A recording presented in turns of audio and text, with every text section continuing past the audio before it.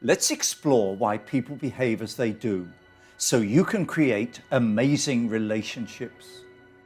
My relationships, understanding why people behave as they do.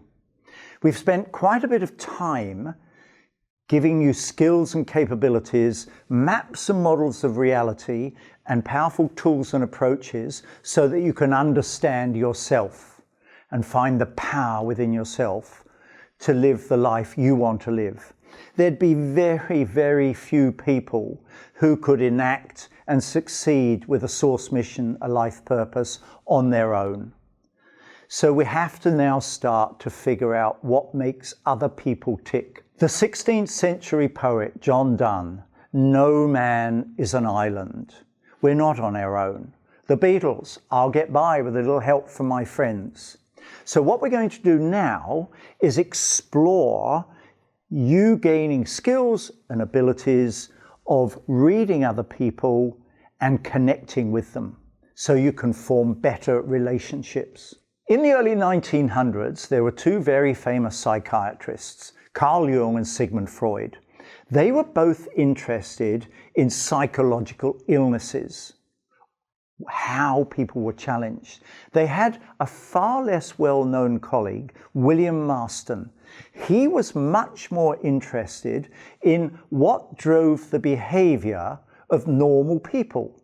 And in 1928, he wrote a book, The Emotions of Normal People, because Marston said, people are like icebergs. That was the model he used.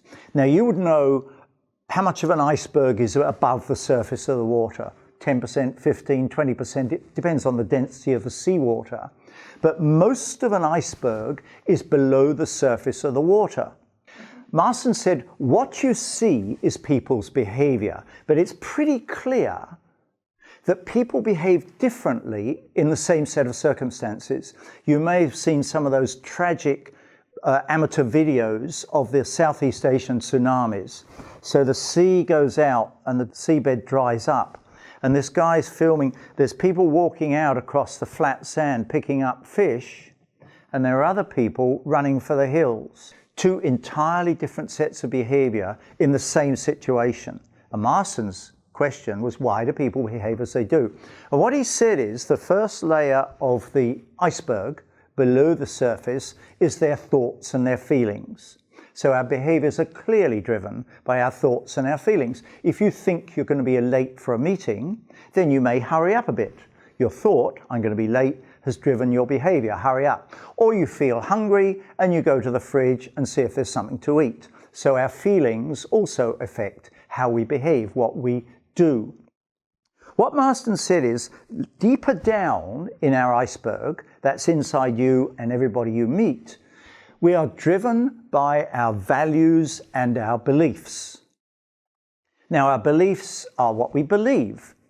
So in the 1400s, as Christopher Columbus was sailing west across the Atlantic, because the eastern route to the Spice Islands had been secured by the British and the French, he thought, well, if we sail west, we can get to the Spice Islands with nobody stopping us. Now, he believed that the world was round. He didn't know America was in the way. His sailors, however, thought the world was flat. So they started to think, well, hang on, Chris, we're getting near the edge of the world. We might fall off. Maybe this is a good time to turn the boat round and go back to Portugal. So can you see that what people believe affects what they think and feel, affects their behavior? Values we've covered separately. As you know, values are what make you strong. So it's pretty clear, depending on what your values are, what other people's values are, then that affects what you think and feel and how you behave. But here's the point. What Marston found, that deeper down in our icebergs, we are all driven by very deep needs and fears. And what Marston said, people will do anything to get their needs met, and people will do anything to avoid having their fears triggered. We talked earlier about us seeing you as 16-cylinder engines. 3 cylinders of body, 3 cylinders of mind, 5 cylinders of feeling, and 5 cylinders of spirit. as a metaphor, we see us as 16-cylinder engines. Now, if you imagine everybody's got two buttons, this is your needs button and this is your fears button. What will people do to get their needs met? Anything. So if we can elicit and understand people's very deep needs and help them get those needs met by hitting their needs button, do you think their 16 cylinders of firepower will shut down or fire up? They'll fire up. Conversely, if through ignorance you hit their fears button, what will people do to avoid their fears? Anything, says Marston.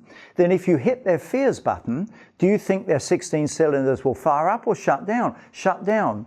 So this model of William Marston, needs and fears, underneath values and beliefs, underneath thoughts and feelings, underneath behavior, gives us a powerful tool to not only read people, but connect with them.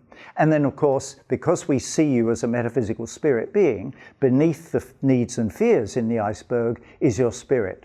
So what we're going to do now is explore this model of how people tick, what makes them behave, that Marston developed, to give you the ability to read somebody from their behavior, and then you change your behavior to reach out and hit their need button and avoid their fears button. Is this making sense?